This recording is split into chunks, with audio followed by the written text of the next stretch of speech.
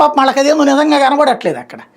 ఏంటంటే నిరుద్యోగ భృతి వస్తుంది అనుకున్నాడు, లేదంటే రైతు భరోసా వస్తుంది అనుకున్నాడు, అమ్మఒడి వస్తుంది అనుకున్నాడు, బస్సులో ఫ్రీగా వెళ్ళిపోవచ్చు అనుకున్నది మహిళ. అట్లాగే వీటికి సంబంధించినటువంటిది ఏదైతే ఇంటికి 1500 రూపాయలు వస్తుంది అనుకుంది ప్రతి మహిళ.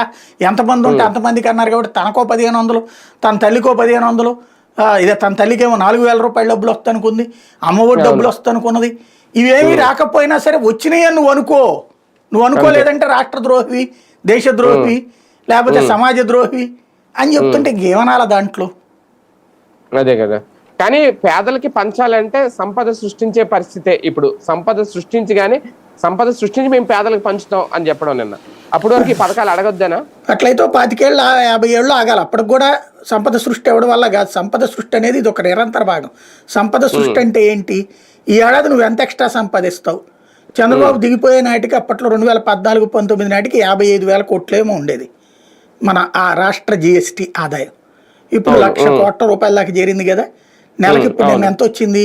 4,400 కోట్లు ఎంతో.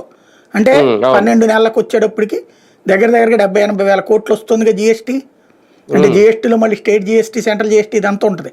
మన బడ్జెట్లో రాశారు కదా 1,00,000 కోట్ల రూపాయలని ఆదాయం, వివిధ రూపాయల్లో వచ్చే ఆదాయం 1,10,000 కోట్లు ఎంతో రాశారు. 2014 నాటిది తీయండి, 2019 నాటిది తీయండి.